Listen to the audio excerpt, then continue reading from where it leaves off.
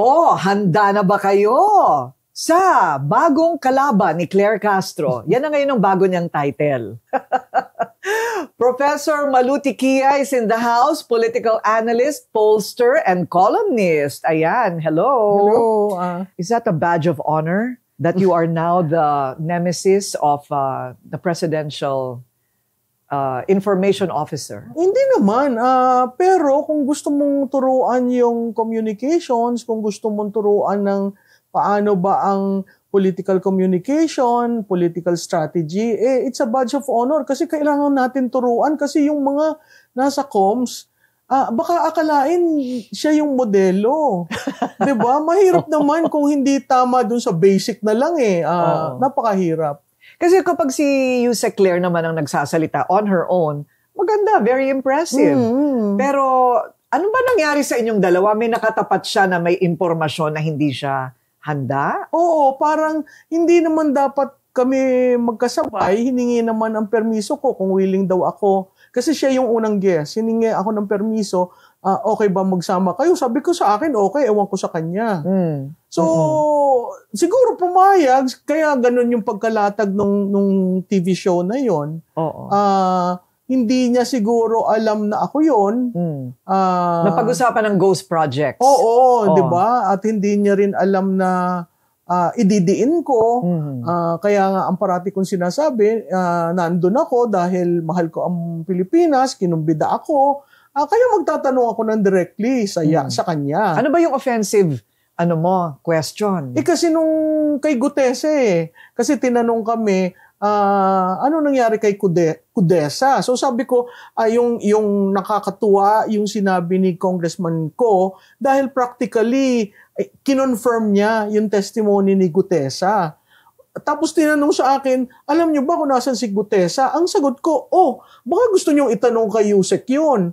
Bakit ko sinabi yun? Kasi when you're the spokes of government, you represent government, right? You represent the office of the president. You represent the state. So, kaya ko siya binigay. Sa amin naman, wala doon sa gobyerno. She was offended by that. So, kaya doon nagsimula na, sandali lang, ba't ka ma-offend? Ikaw, representative ka ng estado dito. Pwede namang sagutin. Pwede sagutin. Directly, di ba? Directly, yes. Tapos sabi niya, mali nga yung grammar na sinabi, pero hindi ko na rin pinansin. Tapos binalikan ko uli na, why don't you say it in a nice way? So you don't insult the public listening to you. Hindi ba pag spokes ka, malumanay ka? So, nag-communications 101 kayo right then and there? Oo. Tapos sabi ko, paano maiintindihan ng taong bayan kung gigil ang spokes? So, siguro she was offended by that. I wasn't planning to offend her. But did you make up after the interview? I reached out. Ako ang nag-offer ng hand. And yung tatlong host doon nakatingin, so she had to, offer at nagbeso-beso. So, yung picture na linabas, talagang nakangiti naman kami. Sa akin naman, walang masama yun eh. Sa isang demokrasya, pag nagtapunan kayo ng mga posisyon, sa dulo, dapat iniiwan mo na yun. But in your assessment, she was not prepared to answer, especially about not only Gutesa, but the facts and figures about the ghost project. So I was so surprised. Di ba, if you're the spokes or whatever her name is, I usually call her the official barker. Okay. Right? So, hindi mo maalala ang pangalan niya. Grabe ka hindi naman. Hindi talaga. Oo. Claire Castro. Kaya BFF ako ng BFF. In fact, during the interview, sinabi ko, yung BFF ko. Pareho pa naman kami nakapula. Kaya linoloko kami ng mga hosts. So, ang sabi ko sa kanya, hindi niya alam ang ghost projects. Ang punto ko doon, sa ghost projects, ghost nga di ba? May nagplano, may nag-alat, may binayaran. Pagpunta mo doon, wala. Ba't hindi makasuhan yung 482? I agree. Di ba? Unahin mo muna yon bago itong hahanap ka pa ng ebidensya. Di ba? Ito ang paper trail nasa kanila. Ang money trail nasa kanila. Ang sagot sa akin, hindi daw niya alam ang datos, hindi daw niya alam na ako yung magiging kaharap niya, but isn't data, if you're the spokes, that's like back of your hand. Alam mo. Kasi anytime, somebody will ask you. Right. But she makes a distinction that she is not the spokesperson. Ayaw daw ni Presidente ng spokesperson. Ay, nakakahiya naman, Corina, kung ang spokes mo ay ganun. Well, she calls herself the Presidential Information Officer or Communications Director. Di ba? Pag information officer ka, data is like your lifeline. Ito ang nakakagulat sa akin. And the data is 482. Goes... These are confirmed by your researchers. No, and even by mainstream media. Oh, okay. Out of the 8,000 flood control projects, 482 are ghost. Okay. 482, pero pwede pang tumaas ang numero nun. Kasi hindi naman natin alam ilang 8,000 ba yan talaga. Okay. So there should be at least 482 charges. Supposedly, di ba? It's commonsensical that if it's ghost, you readily file. Right. Okay. Headline. Senator Amy Marcos in the Iglesia ni Cristo protest rally. Ako, yung initial impression ko is, ang linis-linis na nung messaging. Ng lahat, placards, ka-Edwil, malinis, walang pangalan, walang pinabababa sa pwesto, transparency and accountability. How and why was Amy allowed to say all those things on stage? Siguro, una ko rin, ang kailangan nating tingnan, matagal ng debate internally kay Senator Amy, yung do I admit, ang tagal na niyan, from day one of this administration. Admit what? Admit that he is a user. Because she was a witness. Yes, she knew about it. Tapos, nung dumating yung eleksyon, dumating na naman. Hindi, admit mo na lang para hindi ka, to save yourself. Because it's a shared brand. It's the brand of Marcos is shared. So whatever sins of that brand becomes now a burden for the senator. At nakita naman natin, dumaus-us siya. Di ba? Nasa dulo siya nung 2025. And yet, nasa tingin ko masyadong masakit na sabihin niya publicly. And then when she came back from Geneva, recently, merong official trip dun yung Committee on Foreign Relations, nakiusap siya kung pwede siyang tumayo sa stage. Hindi namin alam kung ano yung sasabihin niya. And yet, merong point na kailangan ko na bang sabihin? So what happened last night was essentially she was given a platform to finally admit. And she did that in a very courageous way. Kasi napakahirap. Pero in the same vein, if you read the speech, she was very careful of the culture of Filipinos, the family role. Kasi nakikita mo, she was referring to the president. Nung buhay ang ating ama, siya ang nag-aalaga sa atin. Ngayon bilang panganay, responsible ko kayo. And then she mentioned na pahinga na tayo, pahinga na tayo, uwi na tayo. So there was no call for resignation. It's just a plea from a sister who was involved in the 2022 elections, and then after winning, she's like frozen delight. So 3 taon na silang hindi nag-uusap, kahit gusto niyang tulungan ang kanyang kapatid, kahit hindi siya makapasok sa Malacanang. So I guess it is a realization na ang daming nangyayari. Sasalbahin ko ba ang bansa ko? O patuloy akong kikimkimin ko yung sikreto ng alam na pamilya? So I guess she decided na I do not want Marcos to be the reason, Marcos to be the reason for the fall of this country. So nagpaalam siya sa pamunuan ng iglesia? Nasasabihin niya lahat yon? Alam na, oo. Kasi nag-negotiate. Bibigyan ka ba namin ng panahon, magsalita? Saan ka ilalagay sa programa? Kaya makikita mo, after nung nagsalita, hindi na nila tinuloy yung 3rd day. Kasi ang sense ko, pag tinuloy yung 3rd day, hindi mo makokontrol yun na yung messaging. Di ba? Sabi mo nga, malinis, walang resignation, ang placard wala. Sa EDSA, yun nga ang sinasabi, general patronage sa Quirino, sa EDSA, dyan talaga, magbardagulan kayo.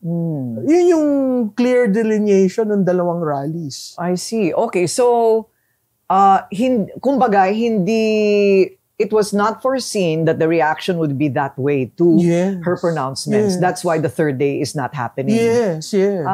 So parang ayaw rin ng gulo ng iglesia. Clearly, di ba? Yung pamunuan, parang sinabi, sandali lang, anong reaksyon ng tao? Hindi mo naman, kahit sa survey, kahit sa social listening, hindi mo kaagad madidesisyonan yun eh. Pero nag-decide sila kasi bigat nung sinabi ni Senadora.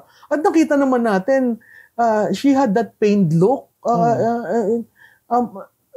Again, you go back to if you have a family member who used drugs, who promised, hindi, magbabago ako, who said, I will stop. People can relate to what the Senator Amy Marcos was saying. And people can also relate to the fact she mentioned about Ilocos Norte at alam sa probinsya, alam ng probinsya. And if you look at the career of Senator Amy, she was following Bongbong Marcos every political stop. And she was cleaning. So when BBM became governor, afternoon siya. When BBM became congressman, afternoon siya. When BBM became senator, siya. So, sabi ko nga sa kanya, ano ka ba talaga? Official na tagalinis? Di ba? May effort na gano'n. Ang sasabihin ng mga opposition to Amy is that she's the least credible because she's always known to be magkagalit sila. Ng kapatid niya at ng asawa, si First Lady. Tsaka parang matagal na niyang parang binabanggit-banggit yung tungkol sa paggamit ng drugs. So, what does she need to make whatever she wants to happen? Corroboration? Yes. Will she need evidence? Yes. I think there'd be, the corroboration should come because there are friends. And certain people with videos showing that the president actually was doing it. Kasi yun ang kasunod nun. Sa panahon kasi ngayon, ang daling magbanggit ng pangalan, right? And half of these guys are saying, what's the evidence? Where's the trail? Where's the video? Who saw me giving the money? Ganon lahat, diba? So, palagay ko yun ang kasunod sa mga salita. Oo. At saka, Corina, it borders into that provision in the Constitution, Article 7, Section 11, on incapacity. Kasi, di ba may 4 grounds tayo for removing the president? Iba yon. Yung incapacity has to pass to Congress where the vice president becomes acting president. Unlike removal from office. Okay. So yung incapacity has to be proven. And right. Because, kung 3 taon na silang hindi nagkikita, paano niya nakita? Baka 3 taon na rin clean ang Pangulo. You know what I mean? Hindi naman ganon. Hindi ganon eh. Kaya akala niya, and whenever she sees the brother, parang namamanas, ano nangyayari kay Ading? So yung ganon, yung mga komentaryo niya, minsan pag nakita, bakit ganyan ang boses niya? Ba't nagdudugo ang ngipin? So, there were, and she knew it, but she was keeping quiet, but among a small circle of confidants, parati niyang sinasabi na, gumagamit siguro ito. Well, a hair follicle test would disprove it, right? Di ba, ang tagal na niyan, but again, so ngayon bumabalik, St. Luke, sandali, totoo ba yung binigay yung hair follicle? Di ba, they were the ones who did that when he filed for presidency in 2022. So kung sana totoo yun, di maaga pa lang, di ba? So ang daming nagiging problema nitong statement ni Senator Marcos kasi even those who are part of the Duterte group were saying, alam mo pala, ba't kinonvince mo si Sara? I mean, these things will come up. So I guess when she did stand last night, I guess she was conscious of all these things. Oo nga. Well, saldi ko, confession. Sabi nila AI, ano ba naman Hindi yun? naman, sobra naman. Kasi, di ba? Ako rin natatawa. Nakita mong kumukunot. Nakita mo. Bakit pag AI ba hindi kumukunot? Hindi. Diretso yan. At saka parang, kasi may voice eh. Ang AI mo, kukunin yung DNA ng voice. Okay. Tapos, ang hirap yung presentation ni, kasi parang it would look, ikaw alam mo ito, it was a long video splice. Ang akin lang, ang ayoko doon, wag mo namang gawing hulugan. Gawin mo ng wakasan para alam natin kung saan babagsak, di ba? Bakit ba sa palagay mo naging 3 parts yon? Parang tinime dito sa mga rallies. Parang ganun ang tingin ko, ha?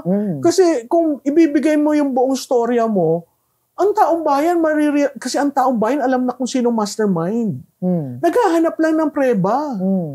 Di ba, parating sasabihin yan, kita mo, tama tayo. Oo, ganun yung mga utaw, in the words of someone, yung mga utaw, ganun. Alam na nila. Kaya, biro mo, in 5 minutes? After the showing of the video part 1, in 5 minutes, 5 million viewers. Yeah. May mga ugong-ugong na may lalabas daw na malaki. Before this, before Saldico came up. In fact, I sort of predicted in my head, it must be Saldico.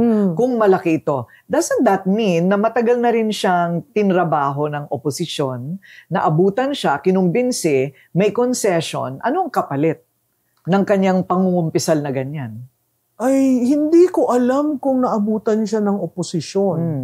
Ang sense ko parang sarili niya kasi lumiliit yung kaya niyang galawan. Di ba makikita mo sa daming OFW dito sa mundo, ilang beses siyang nakuna ng litrato kung nasan siya. Ilang beses sinabi, ang flight niya, ganito, ito ang flight number, ito ang seating niya. I mean, di ba, amazing yung mga Filipino communities outside na talagang. So, ang sense ko, dahil may threat na sa buhay niya, 2 anak niya naiwan dito kasi walang passport, may threat sa mga buhay nila, ang mga ari-arian niya kinonfiscate. So, sa tingin ko, siya mismo nag-decide kung saan babagsak, hindi natin alam. Kaya nga, ang parati kong sinasabi, buuin na yung kwento. Kasi yung parang susunod na kwento, tungkol sa mga congressman. Meron pa? Oo. May part 4? Oo. Sa mga congressman. Okay. Tapos ang nagsabi sa akin ng isang politiko rin, tingnan mo yung video 1, naglabas siya doon ng 8 pages na proof ng insertion. Yun daw in connection with the Quadcom and the impeachment. So sabi ko sa mga staff ko, dalian yun pag-aralan talaga kung talagang totoo yan. Okay.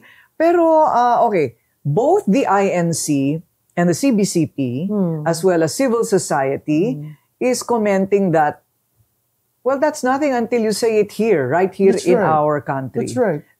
What do you think about that? I mean, he has to present evidence. That's right. And I guess if you're looking at probative value, there's none. But what really got me to listen to him was when he confirmed the allegations of Gutesa. Yeah. And he showed proof of the bags, pero sana maganda kung binuksan na may pera. And then when you look at the bags, it's sandwiched between 2 vehicles. 2 fast vehicles.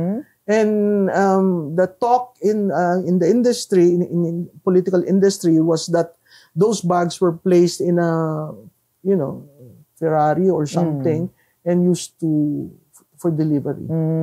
So, sa akin, kung ilalabas yung listahan ng mga congressman, documentary yun eh. Pero kailangan niyang bumalik. Totoo yun. Kasi kailangan ka mag-swear. Unless pumunta siya sa embassy. At mag-oath siya so that's an option. Yes. He can go to the Philippine embassy, wherever he is. Yes, and make the oath. And so it could be an affidavit? Yes. Pwede yun? Oo. Okay. Oo. So tingin ko hindi na babalik. Pero hindi na siya kakasuhan? Well, depende siguro kung anong kasong malalagay sa kanya. Well, he was part of everything, right? Yes. Oo. Okay. So that's why naiisip ko, ano kaya ang concession nito? Kaya feeling ko naabutan siya ng oposisyon. Okay. So you also agree he has to come back? Noon pa, ang sabi ko, cancel the passport. Because that's the fastest way to get him deported. A citizen. Yes. Right. Okay. Itong mga binabanggit ngayon na kakasuhang mga senador, can you really imagine Chis Escudero behind bars or Villar or Joel? Alam mo ko rin, messaging na naman ang mali doon. Bakit? Kasi ang sabi, warrant of arrest. Ay, warrant of arrest ka agad. Sandali lang, di ba? Mag-file ka muna sa piskalya. May right naman yung mga tao to question, di ba? To look at the evidence, etc. Hindi naman sila tumatakbo. Di ba? Bakit warrant of arrest? Sabi ni Ombudsman, ang mga sumusunod na pangalan ay bibigyan ng warrant of arrest. Di ba? So talaga may chilling effect yun kung ikaw yung nasabi doon. But actually, there are steps that have to be hurdled before a warrant of arrest. Yes, unless they run, they hide, you know. So, but anong tingin mo? May makukulong talaga? Kailangan, di ba? Ikaw nakita mo naman sa Napoles. Meron naman, pamangilan-ngilan. Pero si Napoles, yung chief of staff ni Senator Revilla na namatay na in jail. So, I hope we are serious enough to get these people behind bars. But when you look at those names, there are certain names that are not included, which, as far as I'm concerned, should be in the list. Yes. And what about people who should not be included in the list, pero sinama? Dahil sa politika. Tingin mo? Merong ganon? Diba? Okay. Pag binilang mo lahat yan, lalo na sa Senado, parang ang tinitira, oposisyon. Senator Marcoleta nagsalita din nung isang araw. At pinaninindigan talaga niya na dapat maging state witness ang mga diskaya. Kasi sila yung may pinakamaraming exposure sa mga project at sila yung pinakamaraming mapapangalanan. Tingin mo dapat silang maging state witness? Oo naman. Kasi kung ang storyline sila ang pinakamalaki na nakuha, hindi ba dapat yun ang maging state witness? And I think they were willing to sing. But they wanted a witness protection. Right. So, they keep saying you have to be the least guilty. Paano yun? Silang may alam kasi nga sila yung nakasalamuha. Pero sa tingin ko, least guilty sila kasi nag-implement lang sila. Hindi naman sila nagsabi na amin ito. May nagsabi na, ito, ibigay mo kay Diskaya. Ito, ibigay mo sa... Diba? Ibigay mo kay number 2 kontratista. Ito, ibigay mo sa ganyan. Ito, i-park mo dyan sa distritong yan. Bahala na si congressman kung paano implement. Sabi ko nga, it's a syndicated governance. The worst. Because I've been, you know that, I work in the House, in the Senate. I've never seen such greed. Kasi dati noon, di ba ang pork barrel, isa lang ang amount, 70 million, pantay-pantay kayo. Kung masipag ka, may congressional insertion ka. Doon sa department na dinefend mo. Ngayon, nagugulat ako sa amount. Impunity, that's the word. Right? Tama yan, Corina. Kasi, yung parang, gagawin ko to, wala akong pakialam. Walang pakialam, di ba? At parang naandun ka sa pedestal, ikaw masusunod. So pag bumaba ka doon wala akong pakialam. Basta nagawa ko yan, kumita ako. Na parang namana yung kultura ng mga anak. No? Ng mga asawa. Diba? Kamag-anak. Diba? Na pinapakita pa. Lahat. You know, I always say, what good will it do them to show all of that?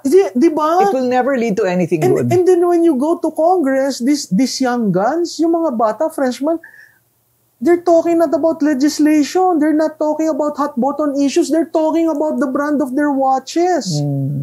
The bags, the jewelries, the vehicles.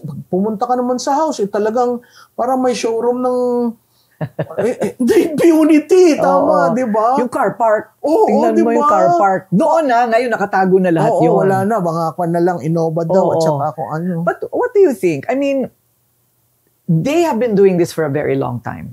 Ngayon nga lang medyo mas garapal. Maybe they do it because they know there's no trail. And it will be very difficult to legally prove it. So dapat legislation, hindi ba? Alam mo, ang paper trail nasa kanila eh. Oo. The small committee, there's a listahan. Yung listahan ng soft hard projects, noon pa yan, since the 8th Congress, may listahan. Pero yung listahan ngayon, parang ilan lang tao at saka may pinapaboran. Tapos doon sa BICAM, ang lalaki ng amount ng pinag-uusapan. But you have to prove na may kickback. Oo, paano? doon yun sa DPWH. Okay. Kaya kailangan mo ang mga district engineers. Kaya natatawa ako doon sa testimony ng Yusek Bernardo. Kinondemn from the secretary down to the janitor ng DPWH. Sabi ko, ang hirap naman. How do you solve that problem? Ako, ang suggestion ko, nung tinanong ako, sabi ko, get the Corps of Engineers ng AFP. Kasi ngayon, walang infrastructure. Habang may problema tayo sa TBWH, may pondo doon, pwede bang kunin nyo na lang ang Corps of Engineers ng AFP at sila ang mag-implement para umiikot ang ekonomiya dahil ngayon, napaka-stagnant natin. But the AFP continues to declare their allegiance and loyalty to the president. Yung sinasabi nila na revolutionary government, hindi ba from history, ang kailangan na ingredients dyan is the Catholic Church, maybe Iglesia, plus the military. Do you see it happening?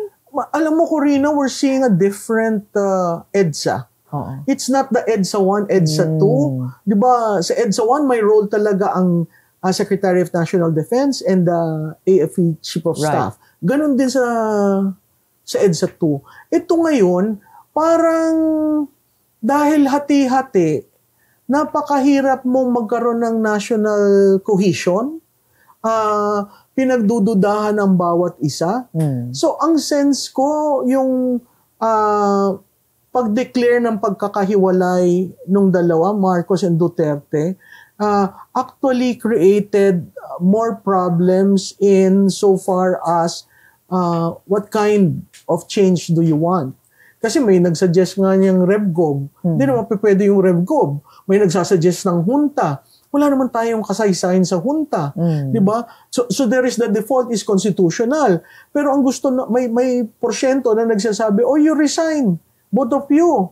Na si Chief Justice Gesmundo daw ang caretaker. Sabi ko, wala naman yan sa saligang batas. So, extra-constitutional. Mahirap tayong mag-extra-constitutional kasi pwedeng magkaroon ng vacuum tapos mag-grab ng power. Power grabbing. Oo.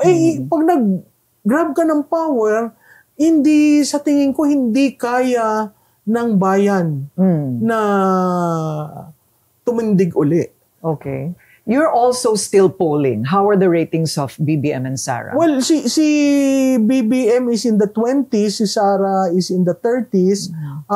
Sa trust, mas mataas si BP kisa sa presidente. Si presidente is in the 19s and si Sara is in the upper 30s.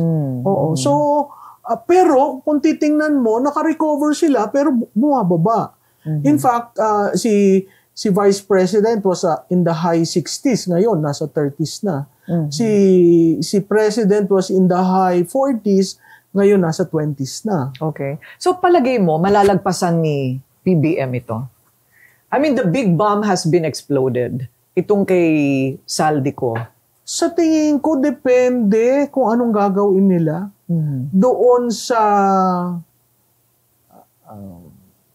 flood control projects. Hindi lang naman kasi flood control, meron pang school buildings, meron pang farm-to-market road. Dami pa. Lahat ng ano yan, lahat ng department meron. Ay, kaya nga kung lilinisin mo, walang matitira sa birokrasya. Oo. But it's a start. It's a start, pero kailangan mapakita na sisipagan ko, may kalinga, may concern ako sa nakita mo yung body language ng mga tao pag siya'y pupunta siya sa Cebu. Anong body language? Ayaw ko mamay, nakaganyan, nakairap, di ba? So, dapat maging conscious yung kung sinong tutulong sa kanya na ayusin yung tiwala.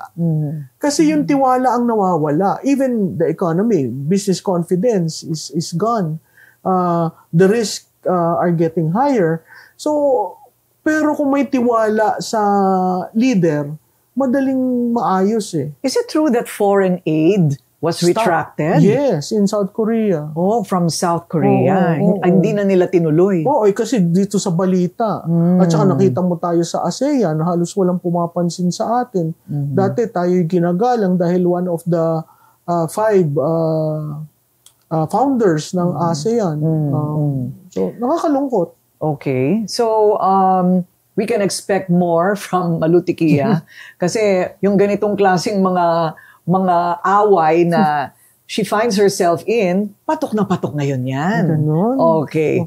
Thank you very much for your time. Salamat, Oh, Corina. okay naman lahat yan. Bati-bati lang pagkatapos. Oo, wala naman samaan ng loob. ang kwan ko lang siguro magkumuha siya ng Comms 101. Ikaw na lang. Mahirap naman yan. Mahirap tumulong, di ba? Thank you. Thank you. Salamat.